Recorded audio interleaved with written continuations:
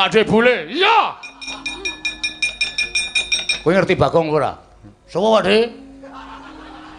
Kowe ngerti Bagong apa ora? Pakde ngelohi Bagong kok. Nawi Kongko Prabu lajeng tumuli ngligo Kyai Nenggala menika mboten prayogi kedadosanipun. Koko Prabu Baladewa kula aturi sare, kula aturi nyiram mawi tirtaning Banyuwangi. Modar. Menawi Kongko Prabu lajeng tumuli ngligo Kyai Nenggala menika mboten prayogi kedadosanipun.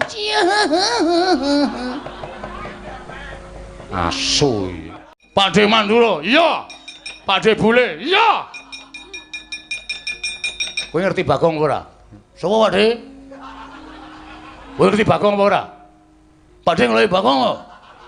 Pakde Mandura mlayu-mlayu nang ngopo, Pakde? Nek pancen Pakde duwe kerepetan kandha karo Antasena, aku sing bakal nglampahi, Pakde. Anak kula nang Antasena. Aku anakmu nang Pakde.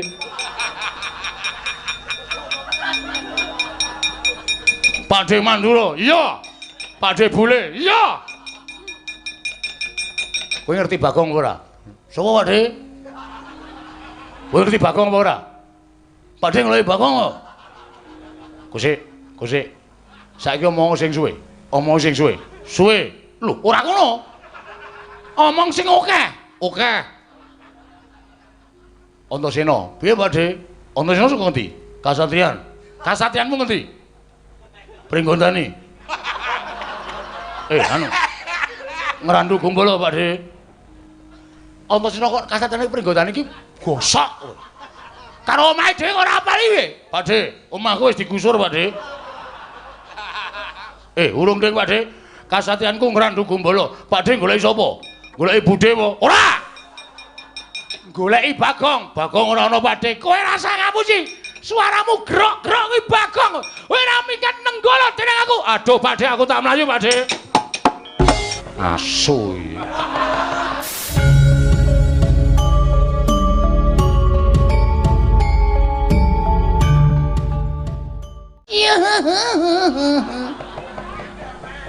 Asu. Iki Bagong iki. Iki Bagong menungso ora tatanan. Loh.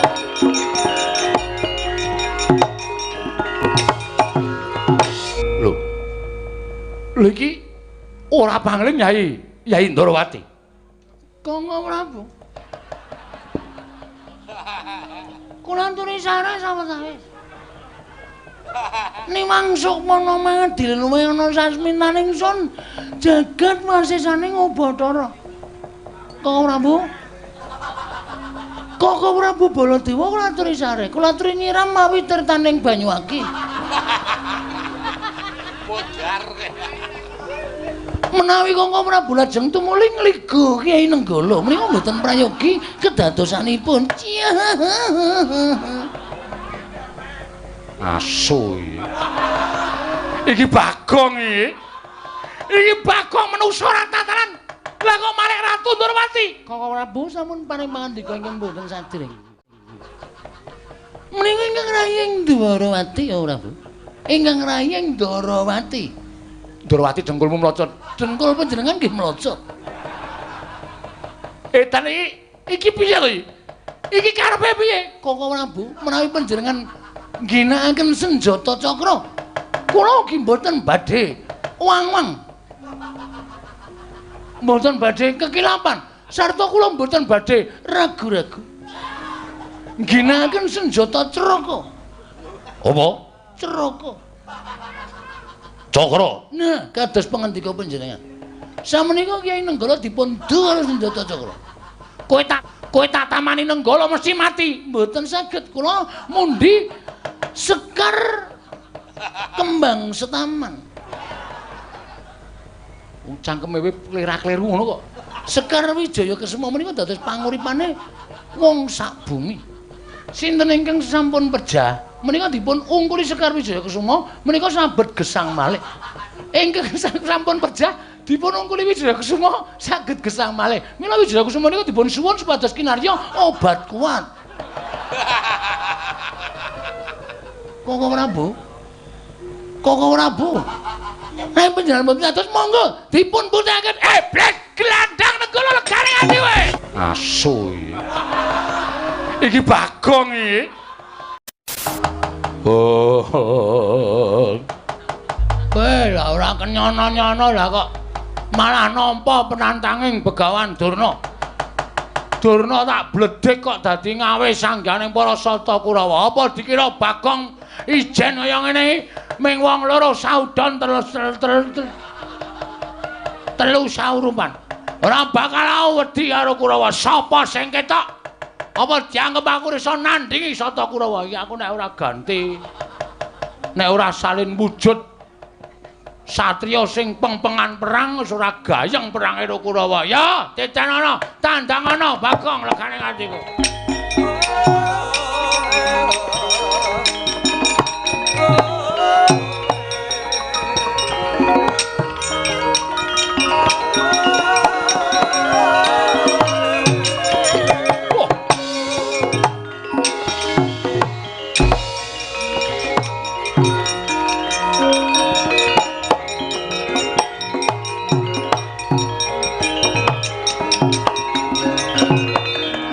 Bapak keperanggul mungguing ayuda kepapak bawat nyobentar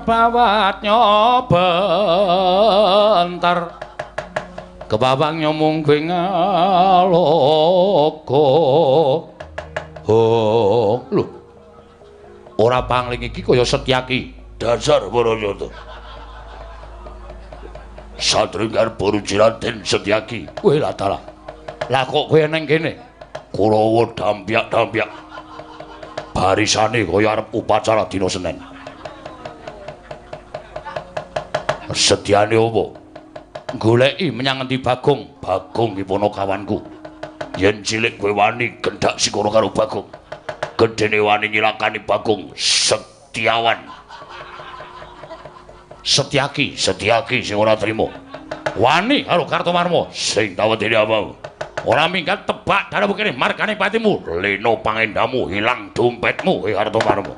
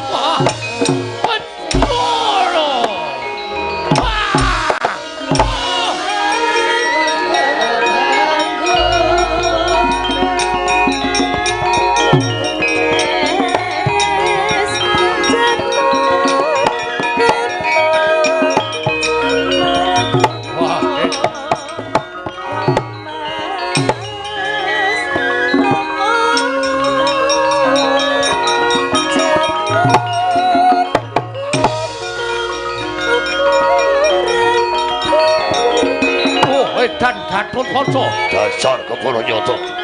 Mati mati. Oh, waduh.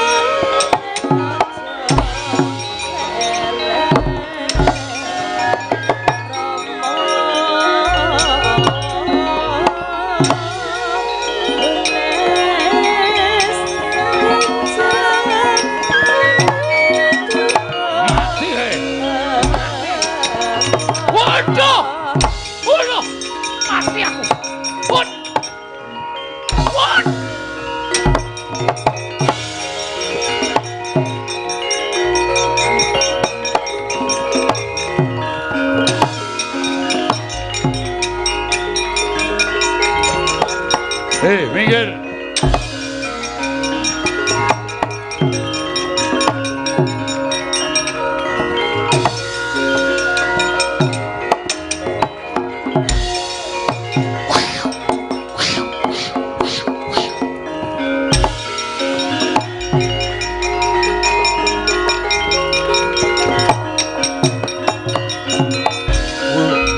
Ora pangling iki Anoman barang ning Pancala.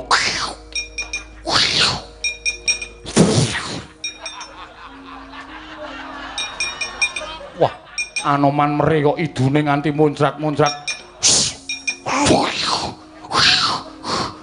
Edian nguyuh barang. Endi Bagong? Kena kowe?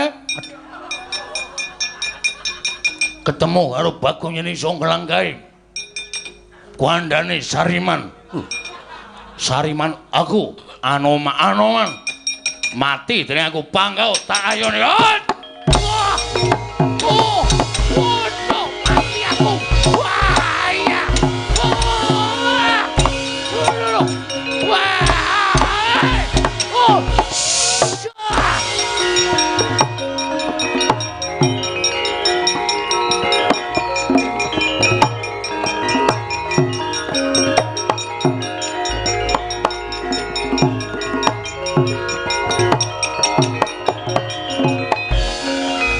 Man, sampeyan dawuh kali Kurawa ning nyatane ngapusi. Lho, ngapusi ngapa? Bapa Durna paring dawuh nek Bagong sing dadi pepalangi nggone bakal mboyong para Drupadi.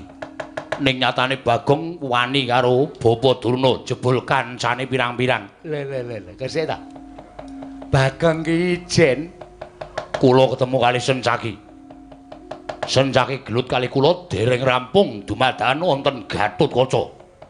Sirah kula dicekel kalau kaca kula wis mati. Kula wis rumangsa mati. Ning diuntir gulu kula niku mboten kok pedhot malah kaya digrepek mak kruduk ngoten. Nek kudune kowe mati kedahipun kula nyemanggaken. Wah, edian kancane Bagong pirang-pirang. Tur digdaya kabeh. Man Anoman balang nggih tumut. Ngetok. Lah kok mak jundil kula semanggaken Dur. Nun. Bagong kancane pirang-pirang sirnakno le. Nggih, saken dawuh.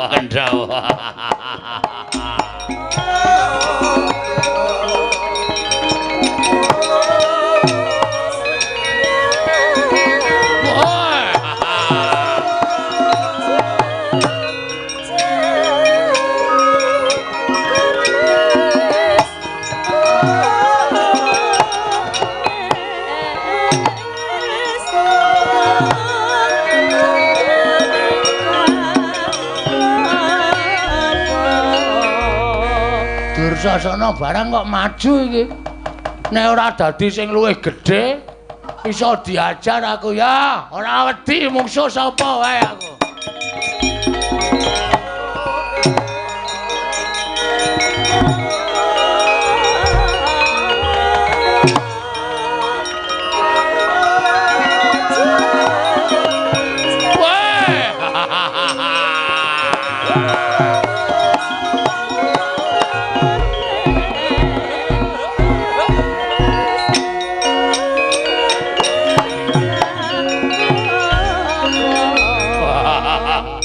Wiwit kapan kowe joget Werkudara? Wah, sapa ngerti gubuk asmara. Aku seneng joget. Wah, edan. Wah, Werkudara iki. Wah. Dasar Bronyoto. Wah, suaramu kok serak iki ngopo? Wah, kokean karaoke. Wah. Demit. Kakang Dursasana. Werkudara winti Bagong? Bagong iki padha kawanku. Sopo arep gedasi ora karo Bagong? Aku sing ora trima. Wah, omonganmu kaya wong mendem ngono. Iya, Ngek. Satriya kok iya, Ngek. Mati dening aku. Wah, idak mati kowe. Kaya apa aku sing tekaning mati. Iya. Ayo. Odan.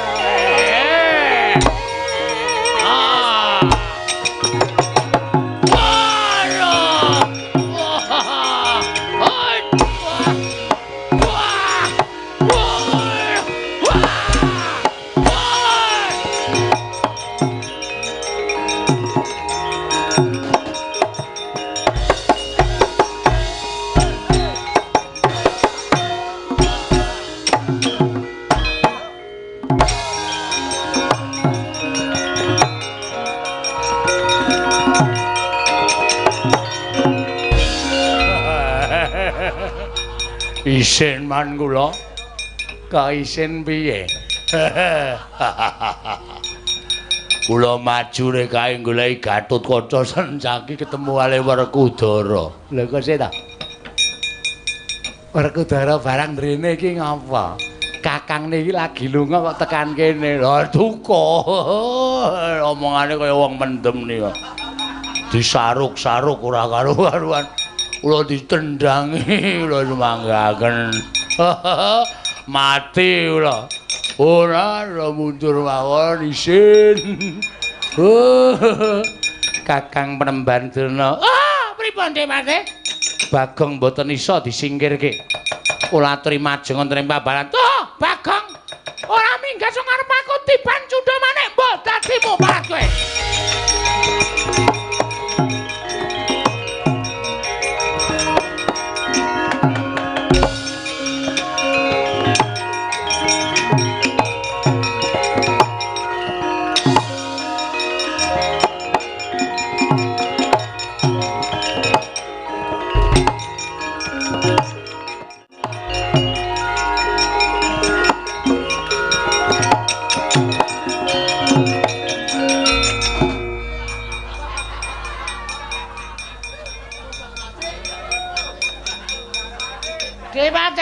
Pripun? Ampun mriki lho. Lah pripun? Isin kula. Iki pokal gawene sapa iki keparan karepe dhewe. Aku mau nek dibukake ngono kuwi. Kaya kelingan jaman sing wis-wis aku.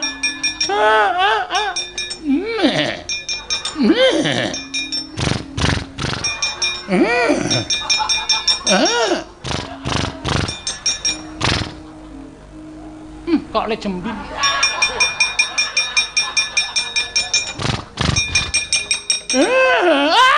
Aku karepe dhewe wirangan aku.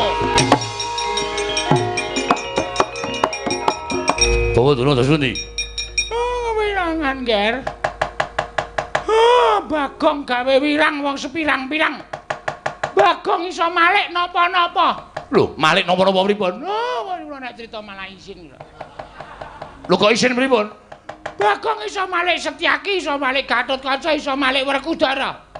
Bareng kula maju nggawa cundha manik. Malik napa?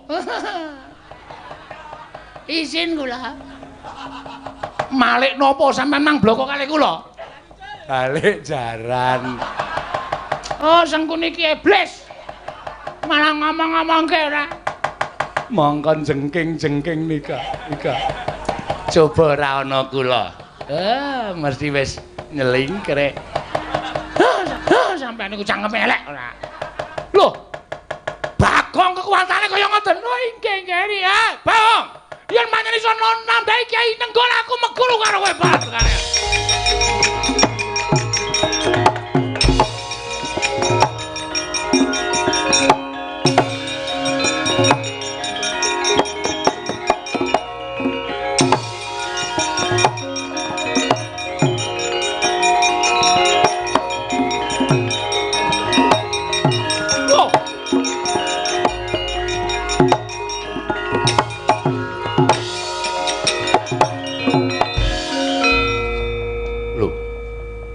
Lho iki ora pangling Nyai Ndrawati. Kanggo Prabu. Kula aturi sareng sawetawis. Nimang Sukmana mangadil luwe ana sasmitaning sun jagat wasesane Bathara. Koko Prabu. Koko Prabu Baladewa kula aturi sare, kula aturi nyiram mawi tirtaning Banyuwangi. Modar. Menawi Koko Prabu lajeng tumuli ngligo Kyai Nenggala menika mboten prayogi kedadosanipun. Asu iki Bagong iki. Iki Bagong menungso ra tataran. Lah kok malah Ratu Ndorowati. Koko Prabu sampun paring pangandika ingkang mboten sadèrèng iki. Menika ingkang rayeng Ndorowati ya Prabu. Ingkang rayeng Ndorowati. Ndorowati dengkulmu mlocot. Dengkul panjenengan nggih mlocot. Edan iki piye to iki? Iki karepe piye? Koko Prabu menawi panjenengan ngginakaken senjata cakra, kula ugi mboten badhe wang-wang. Mboten badhe kekilapan, sarta kula mboten badhe ragu-ragu. Ngginakaken senjata ceraka. Apa? Ceraka. Cakra. Nah, kados pangandika panjenengan. Sameneika Kyai Nenggala dipun karo senjata cakra. Kowe tak tamani Nenggala mesti mati. Mboten saged kula mundi Sekar Kembang Setaman. Cangkeme klerak-kleru ngono kok. Sekar Wijaya Kesuma menika dados panguripane wong sak bumi. Sinten ingkang sampun pejah menika dipun ungkuli Sekar Wijaya Kesuma menika sabet gesang malih. Ingkang sampun pejah dipun ungkuli Wijaya Kesuma saged gesang malih. Mila Wijaya Kesuma menika dipun suwun supados kinarya obat-obat kuat. Koko Prabu. Koko Prabu. Nek panjenengan mboten atus monggo dipun puthaken blek glandang Nenggala legane ati wae. Oh.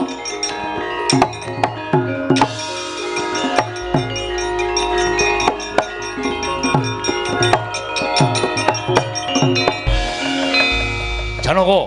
Ndendrem. Janaka. Ndendrem. Siadi ngerti Yai Prabu Kresna menyang endi? Prabu Kresna nembe dateng Indomaret. Edian.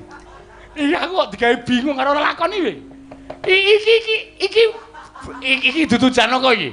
Iki dudu Janaka ayo ngaku ae. Koko Prabu. Koko Prabu. Pindeng. Ingkang rayi Janaka. Koko Prabu Baladewa mlajar wonten menapa? Aku golek Yai Prabu Kresna. Koko Prabu Ndorowati mboten dalem papan mriki. Koko Prabu. Nggih. Kula aturi nyiram tenang sabar. Menawi Koko Prabu mboten mangke. Koko Prabu mbanyan iki ardane kamsu Koko Prabu samriki mesti Koko Prabu. Iki kok mengko Koko Prabu karepe piye? Nek panjenengan badhe mlawan Bagong. Kuning mboten ten. Ora. Mboten ten mangke nganti nampane. Kok ora bisa mangke ngaturi kok. Ah, kowe Bagong kowe karepe iki. Wah. Pakde mlayu-mlayu napa Pakde? Pakde Mandura mlayu-mlayu nang ngopo Pakde? Nek pancen Pakde duwe kerepetan kandha karo Antasena aku sing bakal nglampungi Pakde. Anak kula nang Antasena. Aku anak kula nang Pakde.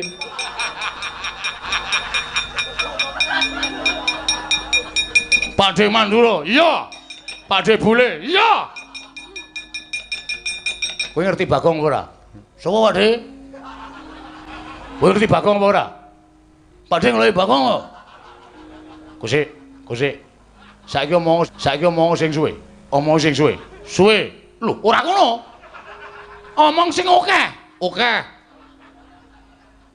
Antasena, piye Pakde? Antasena saka endi? Kasatriyan. Kasatriyanmu ngendi? Pringgondani.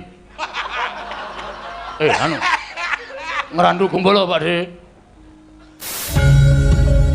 Antasena kok kasatriyan Pringgondani iki gosok. Karo omahe dhewe ora apali piye? Pakde, omahku wis digusur, Pakde. Urung ding, Pakde. Kasatianku ngrandu Gumbala. Pakde goleki sapa? Goleki budhe apa? Ora. Goleki Bagong. Bagong ora ana, Pakde. Kowe rasa ngapusi. Suaramu grok-grok kuwi Bagong. Kowe ora minggat nenggala dening aku. Aduh, Pakde, aku tak mlayu, Pakde.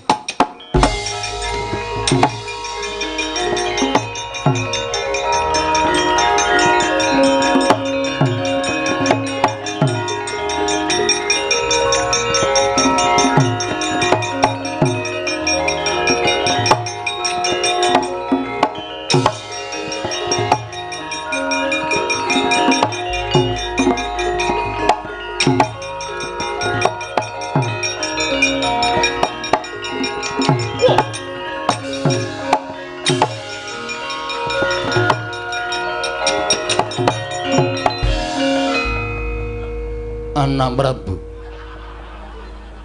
kula suwun kanthi sanget kula aturi nyiram mawi tirtaning kesabaran. Sedaya perkawis menika mboten badhe paripurna menawi namung kinarya gejegan. Anak Prabu tiyang agung. Paman Prabu Pancala kula nyuwun pangapunten sakalangkung kathah mboten dados menapa nggih. Namung kula kanthi sanget kula suwun kula sampun panggihan kan anak kula pun Waradrupadi. Paman wonten dawuh. Kados menika wartosipun. Yayi Waradrupadi sagang ladosi bapa penembantuna menapa mboten? Kula sampun nanting dhateng anak kula pun Waratrikandi, Anu Waradrupadi. Supados badhe ngladosi kalian kadang kula tunggal guru duk nalika wonten SD Negeri Impres.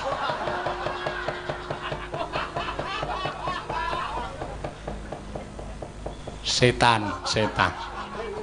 Tiwas tak basani. Menos ratatanan gugu karepe dhewe menungso kranjingan. Wah, lah kok kowe iki ngobrak-obrak karo asmaning Paman Prabu Pancala. Malih ora kowe? Kowe malih apa ora? Ora gelem malih aja lawan kendarat dening tanganing Baladewa. Nggir, Bu. Tiyang Agung Baladewa. Menawi panjenenganipun tiyang agung Mandura menika mboten kersa angendhak dhateng kamurkanipun, menapa badhe kula wadulaken dhateng tiyang listrik. Lah tenan to. Lah tenan kowe pake. Ayo pokoke entekke wayange.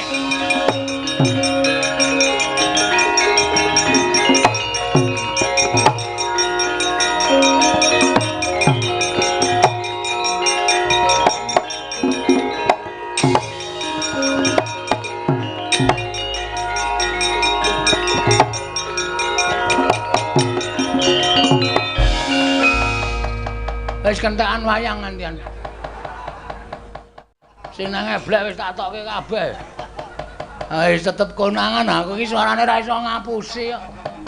Wis tak ilang-ilangke geroke tak ombeni barang ya mesa konangan. Pinter tenan Baladewa. Wis ah. Kala cacak menawa cara lakonane. Nek Sinuwun Mandhar mateni aku ben dipateni. Candak kowe aja mlayu, Bang.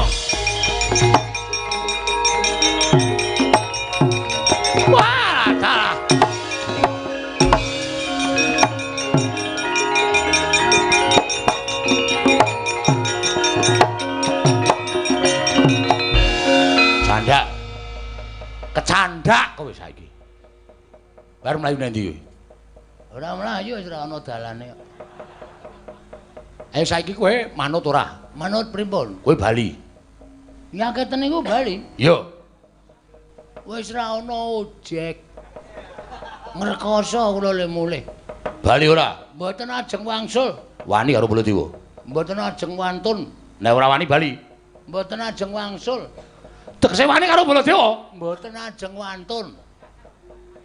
Kowe iki jane piye to? Ya ngene iki asline. Wah, setan alas. Bagong, nun. Aku wis ditanggungke karo Yai Prabu Duryudana supaya iso kelakon mboyong Waradrupadi dikaro dening Bapa Penembantuna. Nek nganti aku gagal mboyong Yai Waradrupadi, aku bakal napa duka saka Yai Prabu Duryudana. Mula aku tetep kudu mentala karo kowe.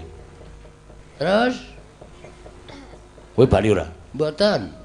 Tetep ajeng garwa Dewi Waradrupadi. Ora ngilu karo gedhokmu. Pun ta, tresna niku mboten perkara bagus elek. Sapa ngerti kula mangke ketemu Waradrupati purun kali kula. Lho, sapa ngerti? Nek ngono ora gelem minggat ngarepe Baladewa. Mboten. Glandang Nenggala mbuh dadimu kowe ponakan Bagong.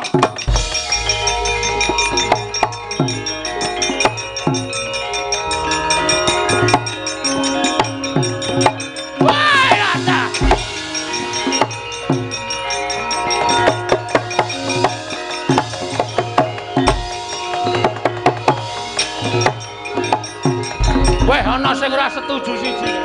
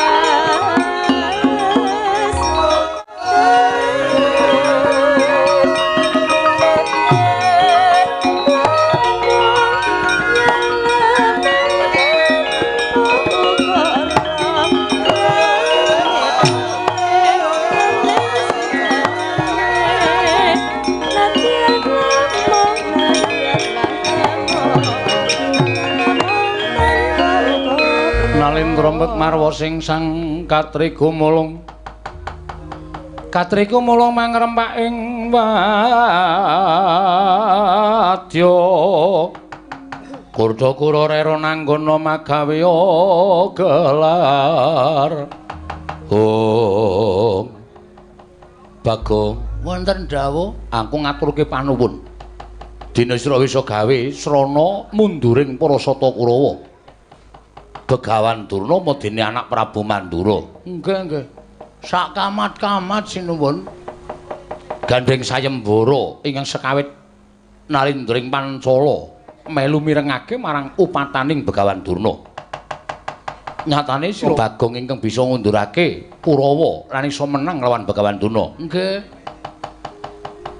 Mula netepi marang sumpah ingkang wis aku nalika semana melu mirengake Atmajaku bakal tak paringake kowe.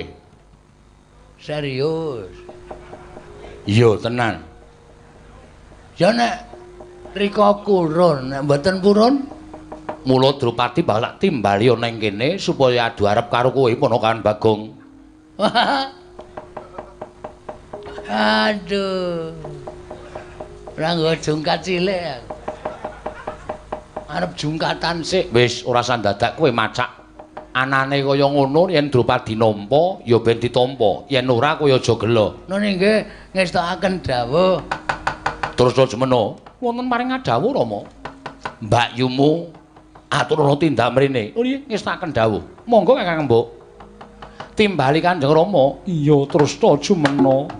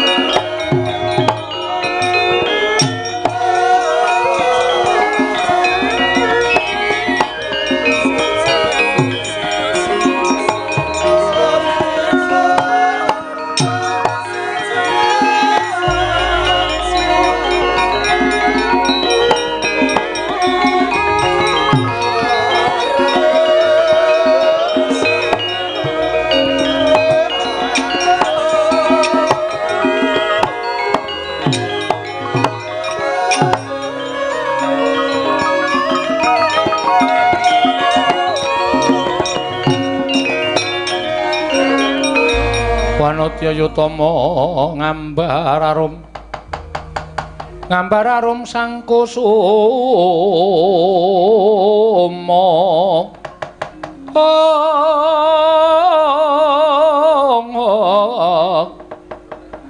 gembrang-gembrang yen ngandika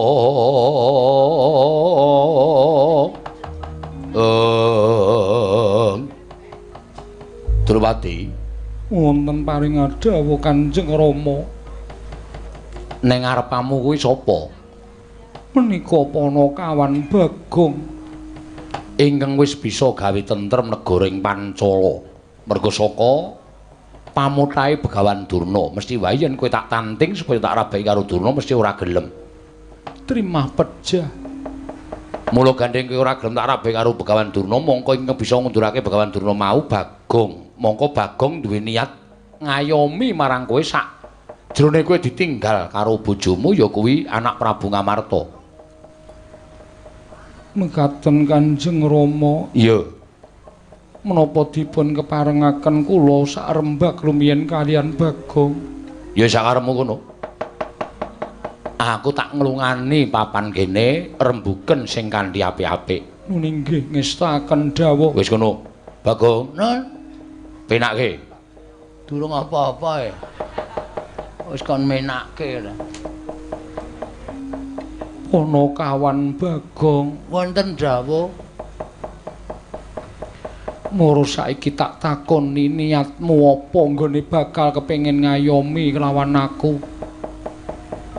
satampang karamasane angel tenan nek ngomong nek karo wong wedok iki nek lagi pertama kaya ilat iki kaku sak pengkeripun sinuwun Prabu Puntadewa kula nika namung badhe ngreksa asma panjenengan tegese ampun ngantos disenggol dening priya sanes ampun ngantos dipun kajengaken dening priya sanes mila niki sisteme kawin kontrak tegese piye kula dados garwa panjenengan ning mengke nek sinuwun Puntadewa menika sampun rawuh kula kedah ngawon panjenengan kula aturaken sinuwun Prabu Darma Kusuma lah upama nggone tindak kuwi setahun panjenengan dadi bojo kula setahun yen lil tindak 2 taun dadi bojo kula 2 taun yen nganti ana apa-apa upamane sing jeneng tresna kuwi jalaran saka kulina aku campur karo kowe saking kulinane terus aku ya ketukuran rasa tresna sing gedhe nek upama aku terus iki mung upama lho aku duwe anak karo kowe piye sesuk nek Sinuwun Puntadewa rawuh anake dipacul ndase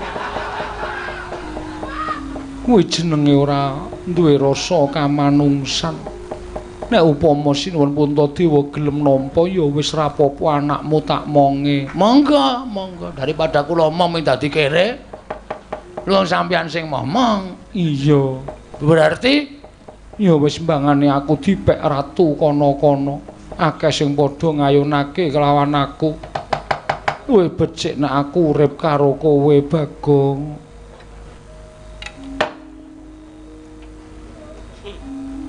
Puspawana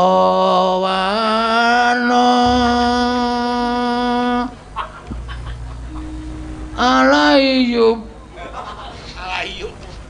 kowe iki arep ngopo? Ajeng anu buka gending. Gending apa? Mboten iso. Ame ngawur watone lekom. Menika saestu. Iya tenan. Wah, jan. Nek ngoten kula wis ora ana tabeting antaraning Panakawan kali Bendara. Ora ana. Kepareng kula badhe ngadeg. Ya ngadeg kok saiki wae. Nggih alon-alon karang wong tuwa Lek ngadeg ora iso sakal. Iya. Wah, jan. Kula ya wis ora basa karo panjenengan. Wis ora sah basa ora apa-apa. Yayi. Yayi Wara Drupadi. Kakang Mas Bagong wonten dawuh. Nyes. Nyes bokongku. Ati. Jan. Kaya siniram tirta wayu sewindu. Inggih. Iki terus apa liar jagongan iki meneh lapangan ngene iki? Hah? Apa ya ora ana tempat ngopi lah paling ora. Berdua. Ngono lho. Kowe pesen kopi, sing kopine iso ana gambar I love you. Terus monggo aku sing nyeruput. Wonten Pancala mriki wonten papan kados mekaten. Naminipun Pan Cafe. Ben saya awur-awuran wisan iki. Nah ngono ayo mlebu jroning Taman Sari wae ya. Inggih ngestaken dawuh. Engko aku lungguh kowe ning jejerku. Gandeng aku sarep rabi karo kowe. Berarti kan abdi-abdiku kae ya ngladeni karo aku. Mestinipun mekaten. Nah, alhamdulillah. Iso apa-apa iki. Biasane ning omah mung dikongkon bojoku. Bojoku saploke ra iso mlaku kae. Nek akon sak penake dhewe mung nuthuki cangkir tek. Minta minum. Teng, minta makan. Aku padake baby panggang. Baby sister. Inggih monggo Kamas. Aja Raden.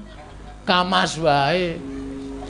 Inggih, kula dherekaken manjing wonten ing Taman Sari. Yo. Mangkat yo. Inggih, monggo kula dherekaken. Yo ayo yoan. Inggih. Monggo. Mlaku bareng ya? Inggih. Aku gandeng. Gandeng yo kena, ngrangkul yo kena. Lah yo ora. Aku mau nek ngrangkul. Aku nek ngrangkul kene iki tanganku turah. Nritik terusan. Nyok ngeceki apa-apa. Nggih. Ya mlaku bareng wae yo. Monggo kula dherekaken Raden meneh.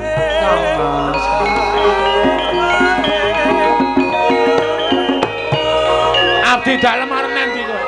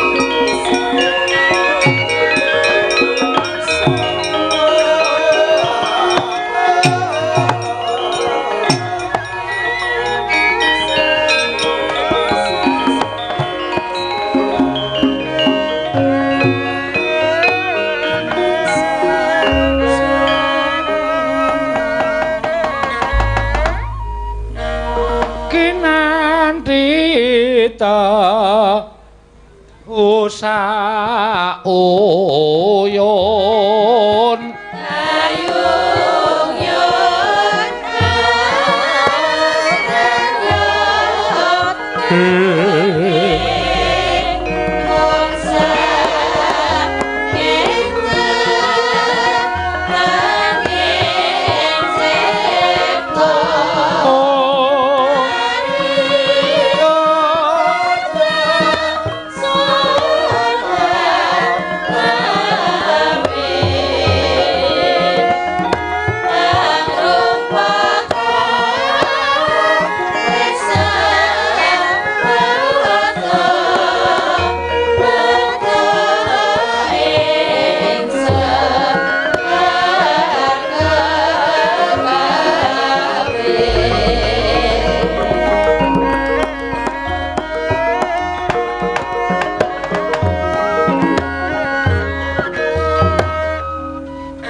ing mapan wonten ing praja Puser Bumi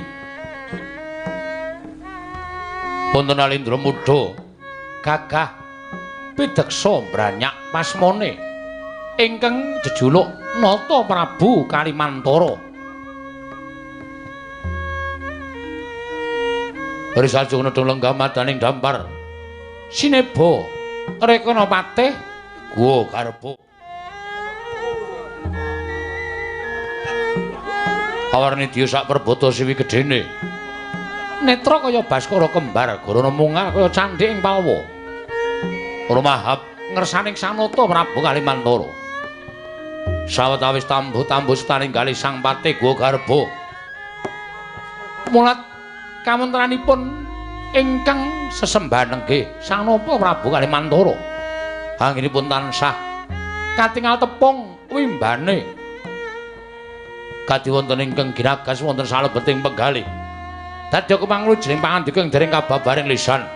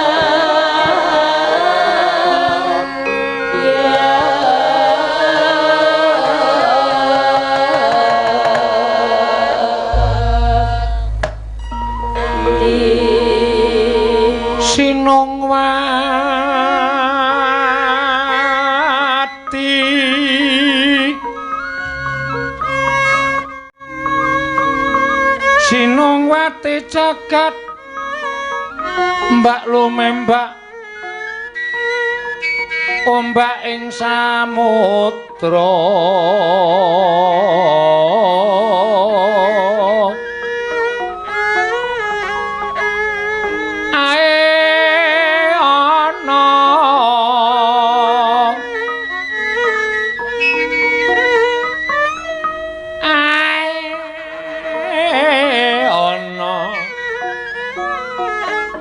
bale lumut tambra kanggon aita denceng dencengan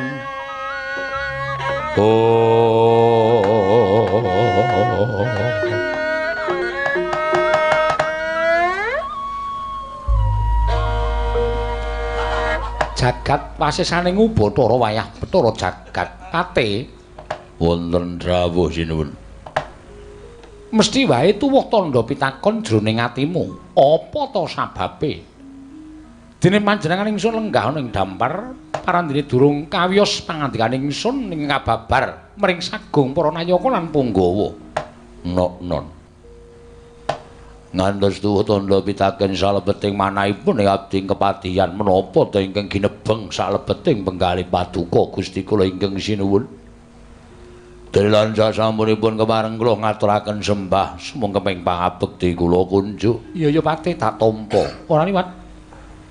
Pangestuning sun tampanana. Lho pundi nggo jimat paripe dayanana ing kasantesan. Urhananira Patih. Inggih. Nggoning sun sak pejagong lawan sira Patih Guwa Garba. Sayektine mung bakal nyuntak marang pangunek-uneking penggalih ingsun. Bab ingkang pundi?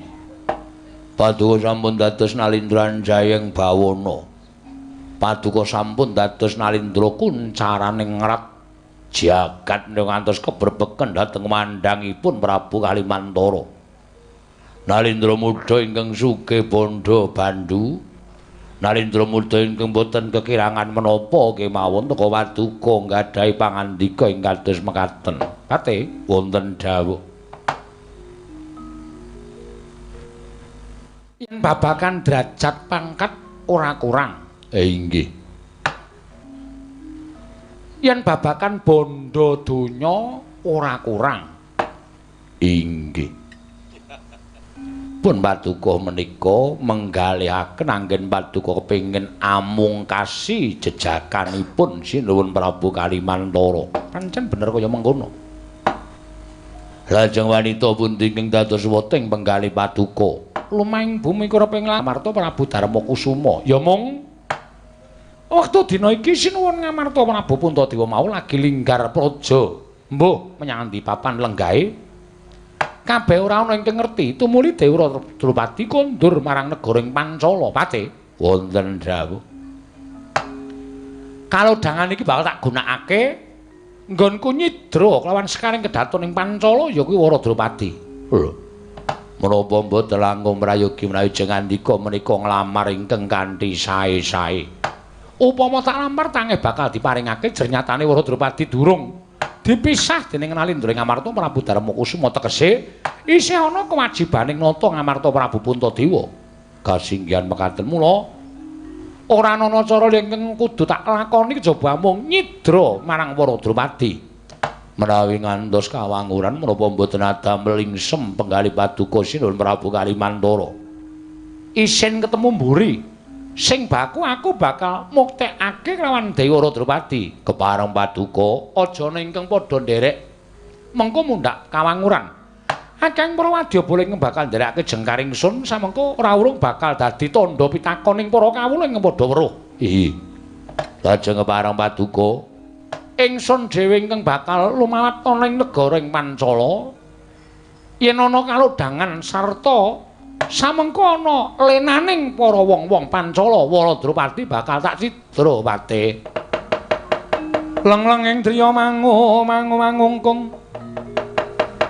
Mangungkung ganduan rimang lelena tanpa kanin. Lelena tanpa kanen yen tantulusa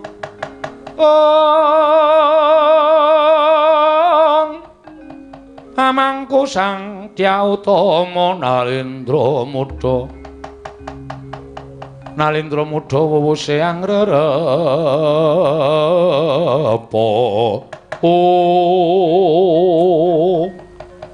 menawi tetela mekaten namung sembah kula ingkang nderekaken jengkar Paduka Gusti kula ingkang sinuwun. Tak jaluk pamujimu aja kendhat. Nggonmu nyuwun marang panguwasaning dat kamurwing dat muga-muga kelakon panjangkaku sembah kula ingkang nderekaken jengkar Paduka sinuwun. Ya Patih. Alugon lakuning lekas ruk kita linuting kidung